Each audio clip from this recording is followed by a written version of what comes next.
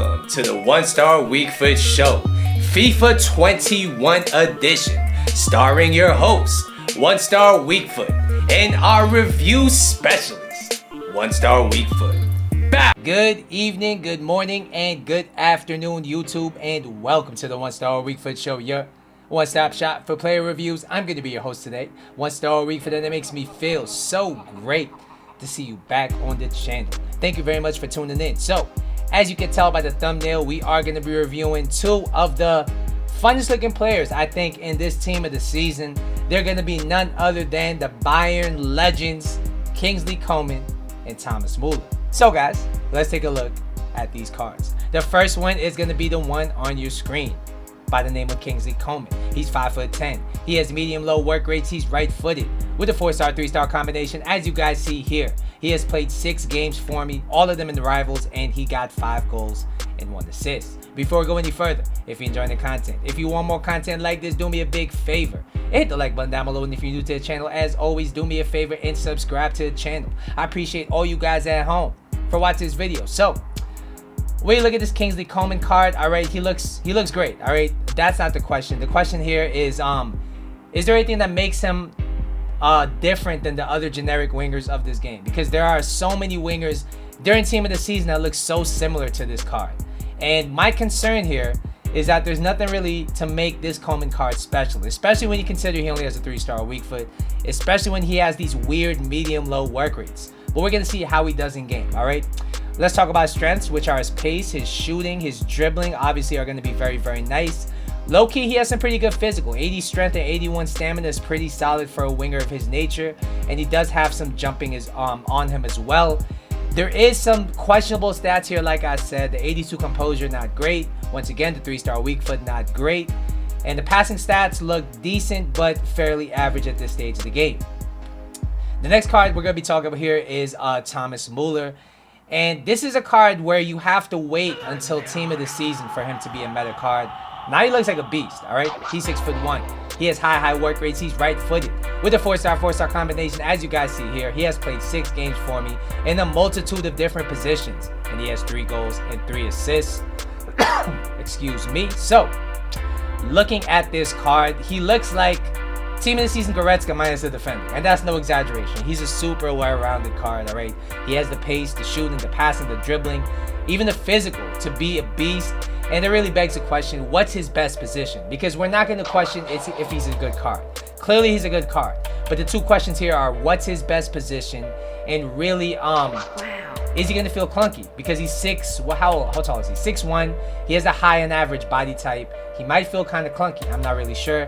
He does lack some traits here. I wish he had the finesse shot trait. The outside foot shot trait is good to have, but it's not amazing this year. So yeah, we're going to jump into the gameplay. I'm going to take you over to our review specialist in the studios, One Star Week. Take it away. Thanks, One Star. As you guys know, we have another double review for you guys today. And the first one's going to be Kingsley Coman. He is selling for $300K on the PS4 market. Is he worth it? I would have to say he's not a bad value, given that he brings you some hybrid options with the French league, great links with the Bayern links. I do think he's a decent card. I do think he's a very, very good option for the winger or even striker or cam positions. We're going to talk about starting with his pace. He has 98 pace, and enough said. I don't really think I have to say anything here. This guy's pace is broken. He is as quick as you imagine him. And overall, I have to give his pace a 10 out of 10. If you like through balls, which I don't know why you wouldn't like through balls in this game, but if you like through balls, you're going to love this Kingsley Coman. Next, we'll talk about his shooting. And speaking of the through balls, his 98 attack positioning really makes him dangerous. He has maxed out pace, maxed out attack positioning, and he becomes a nuisance for opposition's defenders to really mark. He has 90 finishing, which means that if you get it onto his strong foot, he's going to hit the back of the net, especially with his 95 shot power. That being said, though, his left is kind of finicky. I don't really want to shoot with his left very often, especially when you consider his lack of composure or mediocre composure. His long shots are decent. I mean, 86 long shots are going to be enough to keep the keeper honest. Overall, I have to give this guy shooting an 8.5 out of 10. I think he's solid. Don't make him your main attacker. I would say make him either a secondary striker or a winger or a cam. Somebody who could get into slightly more open positions. And he's going to do very well for you. Next, we'll talk about his passing. And As I mentioned, his passing stats look fairly average, but it does get the job done. He has 89 vision, 88 short passing, 92 curve, so his passing in tight areas is going to be very good, and as long as you place the pass well, it's going to hit his target with a very good weight on it. He has 82 long passing, of course, which allows him to make these long through balls, driven passes with a very nice weight on them. His crossing is an asset to have if you decide to play him at the right wing position as well. And overall, this guy's passing is an 8 out of 10. Nothing too fancy. It gets the job done, and you could viably play him as a cam if this is the kind of cam you want. Next, we'll talk about this guy's dribbling, and this is, in my opinion, the best thing about this card. He feels super smooth, super responsive on the ball, and that's due to his 95 agility, 91 balance, and everything like that. He also has 95 dribbling and 94 ball control, so his close control, when you activate the R1 dribbling, the L1 dribbling, is very, very nice, and that really allows him to create opportunities for himself or other players even without using the skill moves. And when you do use the skill moves, his acceleration allows him to burst out of them with a vengeance. His 82 composure is not ideal at all, but I didn't really notice it being a big issue for him. Overall, this guy's dribbling is a 9.5 out of 10. It's a shame they got rid of the 5-star skill moves for him, because I think that's the only thing holding him back from being a perfect 10 out of 10. Finally, we'll be talking about his physical. And I know the face stat does not look that great, but he has 80 strength, and I did notice it from time to time. I was able to shield with him very effectively when I was in behind, and it makes him very hard to defend for that reason. He has 88 jumping, which may surprise you from time to time, but his heading accuracy is pretty basura, so you shouldn't really shoot with him if you get a header with him. His 81 stamina is just enough to last for about 90 minutes. After that, he may need a sub. Overall, this guy's physical is a 7.5 out of 10. Alright guys, so what's the final verdict on this Coman card? I think he's generally a pretty good team of the season winger. There are a lot of wingers like him, but what makes me say he's worth this decent price that he does sell for is that he's French. Alright, he links to a lot of great players because of his French nationality, also because of his Bayern links, and I do think he enables a lot of people to build teams that they wouldn't necessarily be able to build without him. Overall though, as a player, I give him an 8.75 out of 10. He's a very good card. He won't let you down, but he's not somebody who's a game breaker either. Next, we'll talk about Thomas Muller, and he is selling for 280k on the PS4 market. Is he worth it? I would have to say absolutely. I think out of the two cards, this was the one that surprised me the most. This was the one that impressed me the most.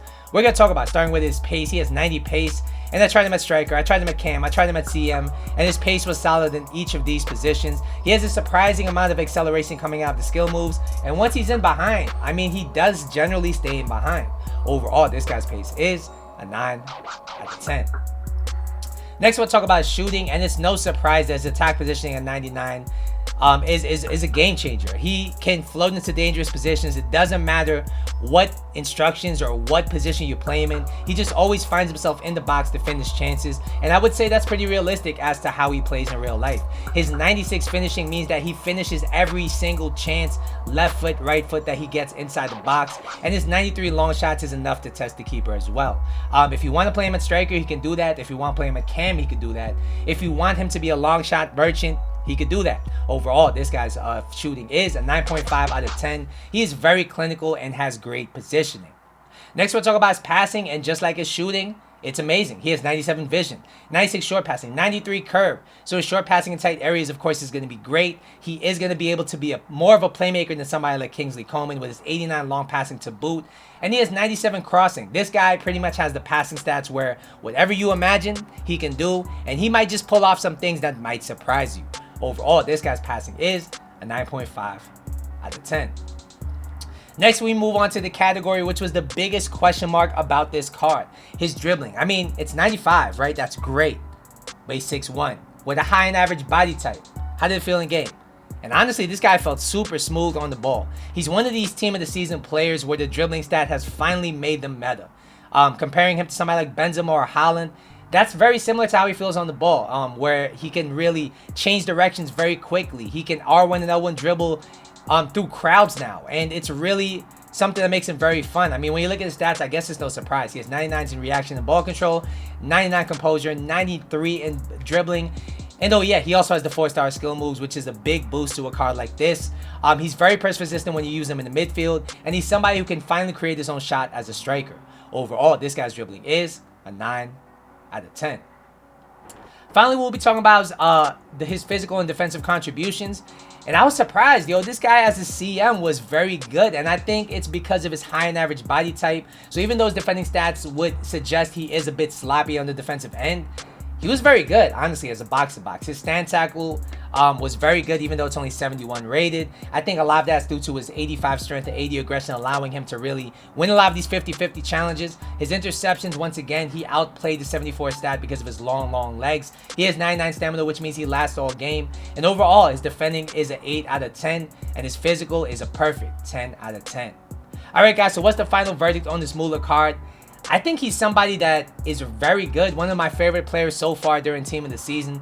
He could pretty much play any position from CM to cam to striker to winger. He's just the total package, and I really enjoy what he brings to your team. No matter where you put him on the pitch, you will be noticing him. And overall, I gotta give this guy a 9.25 out of 10. I do think he's a great value, and I highly suggest him.